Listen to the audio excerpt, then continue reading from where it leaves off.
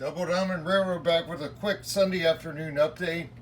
Yesterday's work, as we put up on community posts, we changed the couplers on all the SD70s except the NS. He had the right couplers. They all had underslungs, and that's wrong for this. I was told they needed underslung. Well, it made them too high. So that's why we had uncoupling problems. So we got a GEVO, SC78, and two GEVOs. Now they all look perfectly aligned height-wise. So hopefully that stopped this breaking away in the front. Next we're going to tackle that scale trains. If I have to Dremel remount the slots so I can get assembled micro trains in there, we're going to do it. Tired of it acting up, bad couplers. And that's version 2 of scale trains coupler, and they still are crap. So there was something else we did yesterday, but I can't remember now. Oh yeah, here we go. Now we have 3 signals. Sorry about shadow. 3 signals. See, that one's getting dim. Might have pulled the voltage too low there. So this one's facing the other way. It was a bad signal. We cut the cable off, glued it down. So that's for the westbound traffic coming out of the yard or down the main. Gives them their signal. And then we just come down here, my wife and I, for about 45 minutes all total. I had this pre-rigged. We just wired starting down here. The McDonald's was the first one to get lights. And I've got warm LEDs in there, not bright white. And we got the Taco Bell lit up. Making shadows here. I got some lights on. Taco Bell lit up. McDonald's lit up. And we're not going to put one in the station. I've got 2 going in the museum. We got one in here. We didn't wire it yet. She is really killing her neck getting down under there. We'll get that next. It's already in there installed. And we got the Waffle House. That's going to look good on any scenes by the track when the crews come in. That's all lit up. And look at this. The station couldn't figure it out. We're like, what's wrong with that thing? We took it off, lifted it up. The light's glowing bright. And I looked inside.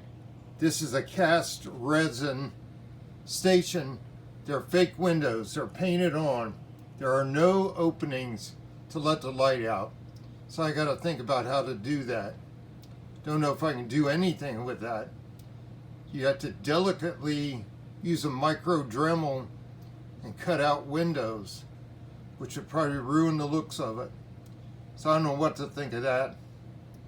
I might do something up along the roof line up against the building, cut a slit or something, and let the light bleed out in the overhang to light the outside. I don't know. Maybe the best thing's put outside lighting there. So I wasted a bulb. It's in there glowing away. We paralleled these 2 together. This guy, the grocery store, old general store, looks really cool because he has green door and window frames. I thought, what is that green glowing? And I looked and saw it. Now I'm going to have to put black foam up here. His total roof bleed through. And we don't want that. So we'll have to lift him up and put some foam pieces in there. No big deal. Should look great then. So that's where we're at today. That's all we did. These guys may not do anything for a while. Thought about, I could cut openings between the buildings on the sidewalls and only use 2 lights in there and light up the whole row. But that'd be more realistic if it was one was on, one was off, stuff like that. Then when you get back there in industrial, we'll have to take a look at that, have some in the office. And so this may not need anything at all on Jelly Joker popcorn. I guess I'll branch out and get some wooden scenic yard lights or street lights or something and do that next. Probably in the fall though. So the next goal was light up Duncan. That's going to look beautiful with that front. And we tried to get in the firehouse. I drilled 2 holes and I've got cross beam. One before is underneath. I hit them both times. Gonna take the 1/8 inch bit, long bit, and drill a pile of holes till I find an opening, because I want to put 2 lights in there. But I may wait and order the bright white LEDs and put 1 in there, like mercury halogen would be in a place like that. And I'm sure I'll have to black out the walls and ceiling on that one, even with a regular bulb. Probably very leaky. And it's going to look cool when you get the light there and the one back there in the old museum house. That'll be cool. It'll be a perfect glow. Lots of windows.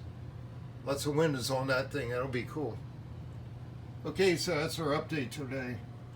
We're done. We're going up and watch YouTube stream Big Rig Travels out in Arizona now. Headed to Phoenix. Went through New Mexico today. And now he's about 200 miles from Phoenix destination for tomorrow delivery. Okay, furnace came on. That's the sign to go. Take care. God bless. Have a great rest of your weekend. Double Diamond Railroad out.